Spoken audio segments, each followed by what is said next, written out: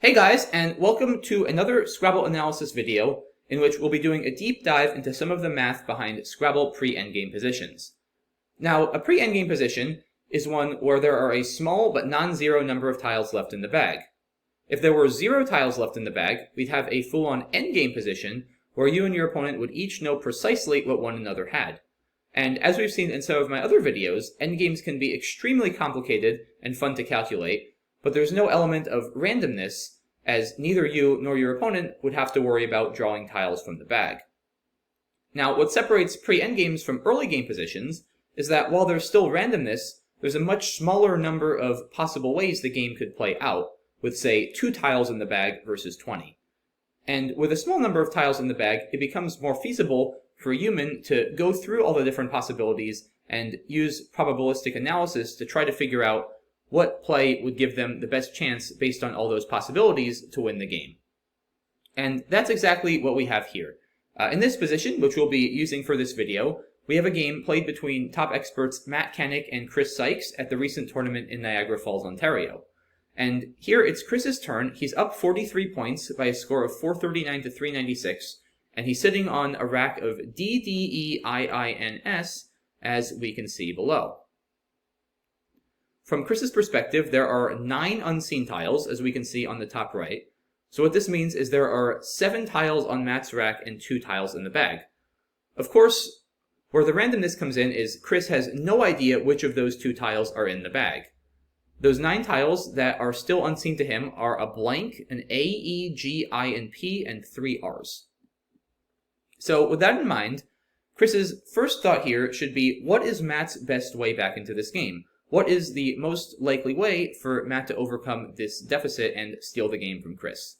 And it's not too hard to see that the most likely way that could happen is if Matt bingos. Being down 43 points plus whatever Chris scores on this turn, it's going to be pretty tough for Matt to come back without bingoing, especially since there are no high point tiles like a J, Q, X, or Z unseen, and no spots on this board that are particularly conducive to very large scoring plays. So Chris should make the assumption here that unless Matt bingos, Chris will be holding on and winning this game. Now, even once you make that assumption, it's far from an easy process to figure out how to proceed, because Chris then needs to figure out where on this board Matt is most likely to bingo. And there are a lot of different places on this board where Matt could potentially play a bingo. One such place is on the bottom row here, on row 15, playing under ersatz in this spot, making several overlaps. He could also bingo on the same row with an 8-letter word starting with ZA and going all the way across to this O in Halo. In addition to down here, Matt could also bingo through this P on row 1 over here, making an 8-letter word, as well as through the U over here on row 6, which would require an 8-letter word with the U in the 5th spot. And finally, he can even bingo on the G column here, vertically to this D. So as we can see here with my illustrations, there are a lot of potential places where Matt could bingo, and the annoying thing for Chris is they're on all different parts of the board. So Chris's ideal situation of making a play that simultaneously blocks all of Matt's bingos is not going to be feasible, as he won't be able to make a word nearly that long. So with that in mind, Chris's next step should be trying to figure out, of all of these places where Matt could potentially bingo, where is he most likely to bingo? If he's not going to be able to entirely stop Matt from bingoing, the best he can do and what he should strive to do is at least make it as unlikely as possible that Matt does bingo. And this is where the probability analysis comes in. Basically, what we need to do in order to figure out where Matt is most likely to bingo, and thereby where we should block, we need to look at all of the different 2-tile combinations that could be in the bag, and figure out for each combination where, if anywhere, Matt would have a playable bingo. And I find the easiest way to do this is to list out the entire pool alphabetically, so I'll do that for illustrative purposes down here. And once you have that, to go through each possible 2-tile combination in alphabetical succession, noting down for each one where Matt would be able to bingo. So in this case, I would start with blank A. I generally would treat a blank as first alphabetically, just because a blank beats an A when you're drawing for first at the beginning of the game. Just generally the convention that is used, but of course it's not necessary. It just makes things, I feel like, a little bit easier. So I would treat blank A as the first combination I would go through, And what I know is that if blank A are in the bag, then the remaining 7 tiles on Matt's rack are going to be EGIPRRR. Now, it's not too hard to see that Matt won't have any playable bingos if this is his rack. It's just way too constant heavy, especially having the 3 R's. So I would quickly dismiss blank A as a draw I have to worry about, since Matt wouldn't have any playable bingos, and move on to the next combination, which would be blank E. And I would do this all the way through blank R for all the combinations involving a blank, and once I exhausted all those, I'd move on to combinations starting with the next letter in the alphabet, which would be the A. So I'd look at AE and then AG all the way through AR. And I would do this recursively for each tile until I got to the last combination here, which would be RR. Now, I won't list all of those manually, as that would take a while, but I do have a graphic prepared here, which I'll now load up on the right, that shows all of the different possible 2-tile combinations that could be in the bag and that Chris will draw after he makes his play. You'll see that for the ones I have highlighted in blue on the left, I've labeled them as 1 in 36, and for the ones highlighted in pink on the right, I've labeled them as 3 in 36. And the reason I've done that is it turns out these are the odds that each of those 2-tile combinations are in the bag. It turns out that the ones in pink are actually 3 times as likely to be in the bag as the ones in blue. And why is that? First, let me explain how I'm getting the 36 number that you see in the denominator of both fractions. The reason for the 36 is that there are 9 choose 2, which happens to be 36 different ways of drawing 2 tiles from a pool of 9 tiles. And I don't care about the order I draw the 2 tiles in, right? If I draw an A and an E, that's equivalent, for all intents and purposes, to drawing an E and an A. I'll have the same rack after that, and so will Matt. So basically, what I need is the number of ways to pull 2 tiles, irrespective of order, from a pool of 9 tiles. And I'll put the N choose R formula up here as well for folks who are maybe not familiar with it or just haven't seen it in a while. But basically, for 9 choose 2, what I would do is 9 factorial divided by 7 factorial times 2 factorial, which simplifies to 9 times 8 over 2, or 36. And 36 is a number that you'll become very familiar with in Scrabble as you do pre-endgame analysis, since it's always the denominator for any 2-in-the-bag pre-endgame like this one. Other numbers that come up a lot are 8, just because if there's 1 in the bag, there's 8 unseen tiles, and 8 choose 1 is of course just 8. And occasionally you'll see 120 as well, because for a 3-in-the-bag pre-endgame, you'll have 10 choose 3, which comes out to 120. But here, in any case, that is how we get 36 as the denominator. And as for the combinations on the left, you'll see that none of them include an R. And as we look at the pool down below, we notice that all of the tiles except the R only come in 1 copy, whereas the R comes in 3 copies. So if I want to draw, say, an A and an E, there's only one way out of the 36 combinations to do that. There's only 1 A times 1 E. However, if I want to draw a combination like AR, there's actually 3 ways to do that, because I could draw the 1A along with any of the 3 R's.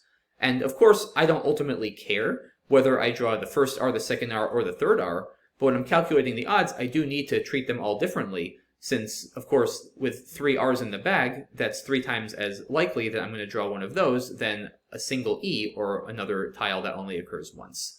So that's why for all the combinations with R's in them, the odds are 3 in 36 instead of 1 in 36. It's worth mentioning RR is a little bit different because that involves drawing 2 tiles from a set that occurs 3 times. And the reason the denominator there is also 3 is because the denominator would be the number of ways I can get a combination of 2 R's from a set of 3 R's, which is essentially equivalent to 3 choose 2. Again, I don't care which of the 2 R's I get, but I need to know the number of different ways I could find those 2 R's in that set. Perhaps an easier way of thinking about it is if I'm drawing 2 of the R's, I'm leaving 1 R in the bag, and it's pretty clear that there are 3 R's I could leave in the bag, so saying that there are 3 ways to choose 2 R's is equivalent to saying there are 3 ways to choose 1 R not to draw, which may be a little bit easier to visualize. But that's why for RR, in addition to all the other combinations involving an R, the odds are 3 in 36 that I will draw it. So with that all in mind, it's now time to consider what combinations will lead to a bingo for Matt in which lines. So there's really 3 viable options for Chris as far as blocking plays go. And I'm going to now put Chris's rack back on the screen so that we can think more carefully about his options. One such option would be to block the bottom line, which would block bingos under ersatz as well as bingos going to the O in Halo. So one way Chris might do that would be to play Dino. So if Chris plays Dino over here, then let's think about what Matt could have. Once again, going to put the entire pool on the screen.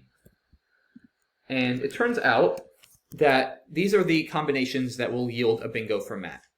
Through the P on top in Pho, if RR is in the bag, then Matt will be able to bingo out with either Bagpiper or Epigraph, which will of course be more than enough to win the game. So now let's put the pool back. If GR is in the bag, Matt will also win by bingoing out with Crappier or the more obscure anagram of Pericarp. He also could bingo with Repaired to this D, which would score a lot less but still be enough to win. So now let's put the G and the R back in the bag.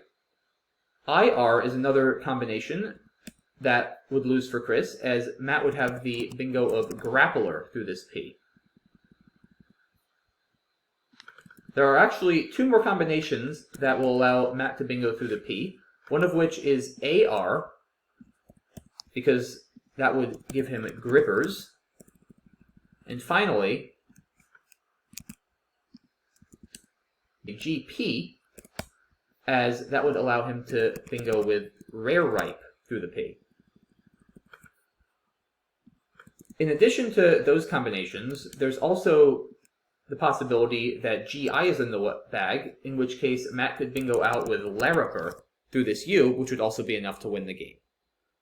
So all in all, those are 6 different combinations of tiles that Matt could have that would result in an out bingo for him and thereby a loss for Chris. And if we look at the table I have over here, and we sum up all of those odds, we have 3 out of 36 for RR, 3 out of 36 for GR, that's 6 out of 36, 3 out of 36 more for IR, that's 9, 3 out of 36 more for AR is 12, 1 out of 36 for GP is 13, and finally 1 more out of 36 for GI is 14 out of 36. And 14 out of 36 are the odds that Matt bingos out, which is equivalent to the odds that Chris loses. So the odds that Chris wins after a play like Dino would end up being 22 and 36, or the inverse of that. Now it's worth mentioning that in addition to Dino, Chris could consider playing off one tile with TI, which blocks the bingo lines in just the same way, with the idea that he wouldn't be emptying the bag, so that if Matt bingos, Chris might get another turn. But this isn't going to really work, because the problem is Matt's bingos are going to score enough that Chris is not going to even be able to win with another play. For instance, let's go to this rack over here. If Matt has this, he's going to bingo with Grappler. And then, regardless of what Chris draws, he's not going to be able to bingo back through this U, and he's not going to be able to score nearly enough. He might have cool plays like Insiders over here for 30, but of course Matt will just go out and win the game easily.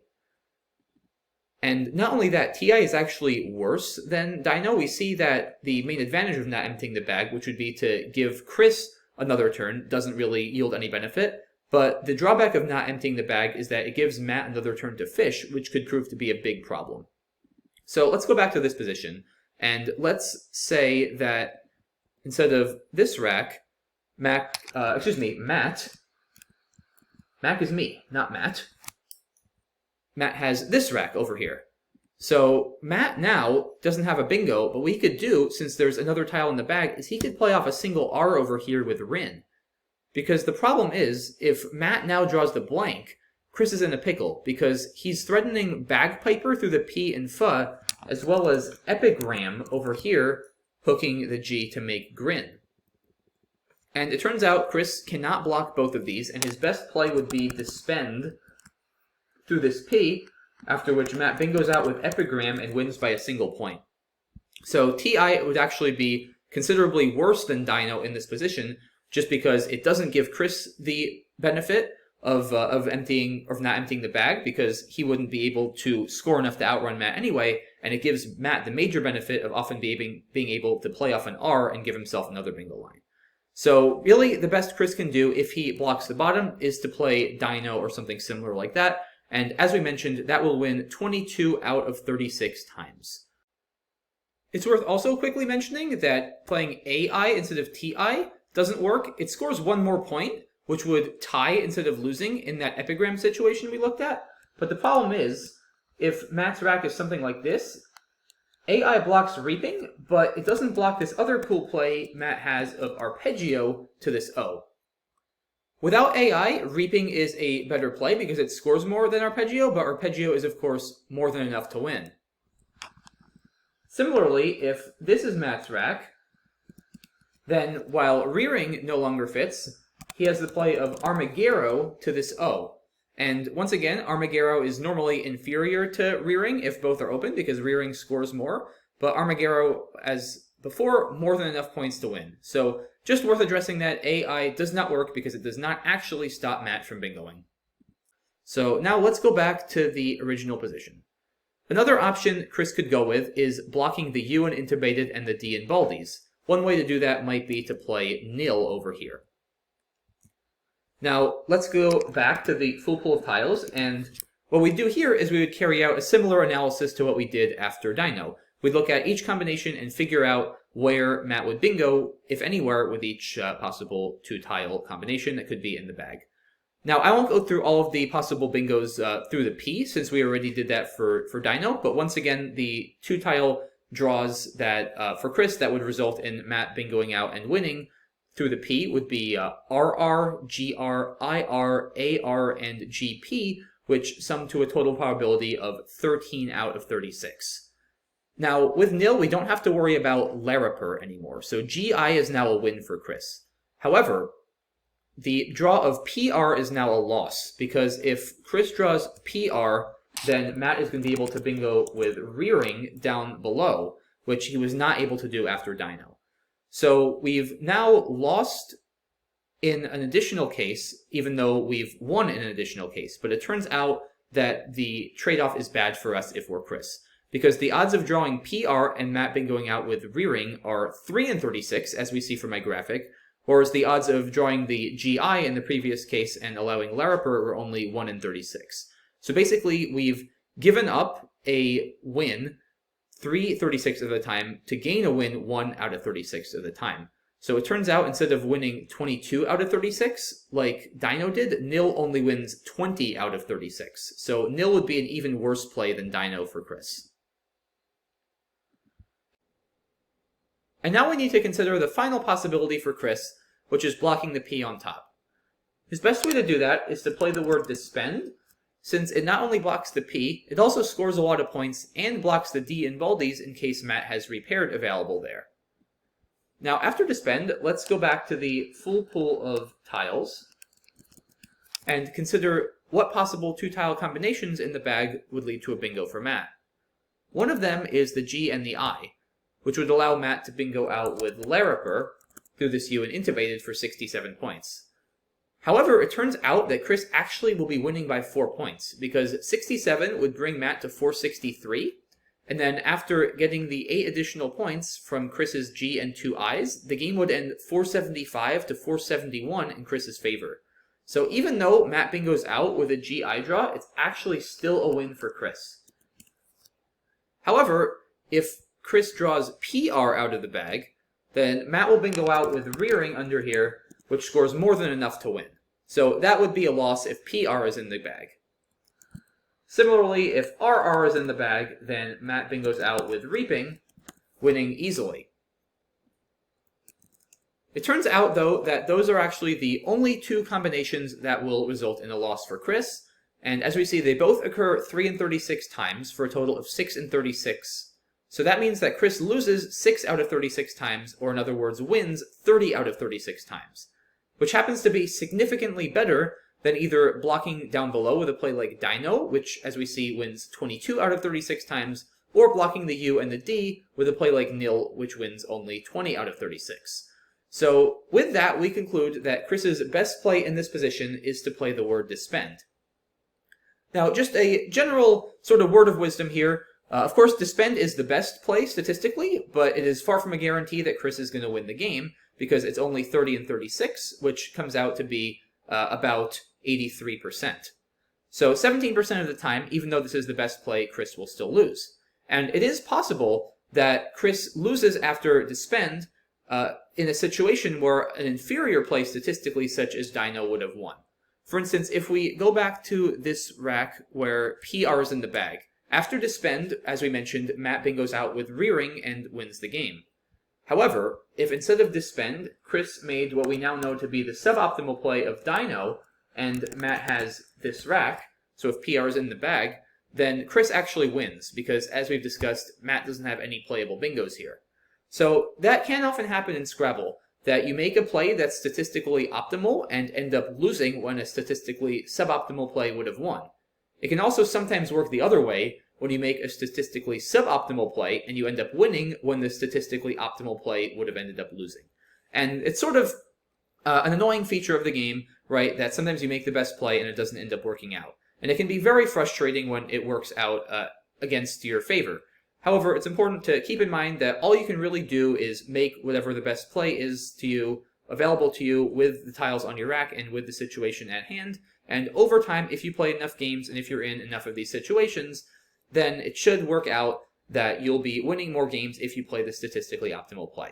So it's important. Again, it can be very frustrating if you know you make the best play and you end up losing when you could have made a different play and won, but it's very, very important. I can't stress this enough if you're in a tournament, just to reassure yourself that you're doing the right thing and you're making the best possible play you can. And in the end, if you're being the best player that you can, you will win more games and eventually win more tournaments. So just worth bringing that up, since I definitely have seen many players become frustrated by that, totally understandably, but it's just really important to understand how these positions work, not only so that you can hopefully win more games, but also just so you can understand what you're doing right and doing wrong, and you can avoid getting into this negative pattern where you sort of think you're not playing well because you're not winning enough games when you're actually playing quite well.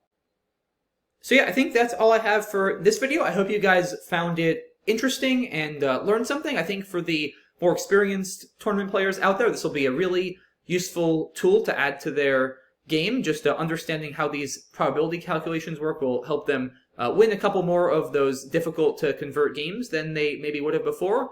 And for the newer players or folks who aren't as familiar with Tournament Scrabble, I hope at a minimum maybe this video gives you a better appreciation of some of the mathematical complexities of Scrabble, and how I'm always saying Scrabble is such a beautiful game strategically with math. It can be a little bit hard to grasp at first, but I think this example really shows just how deep it can get, even in a relatively simple seeming position.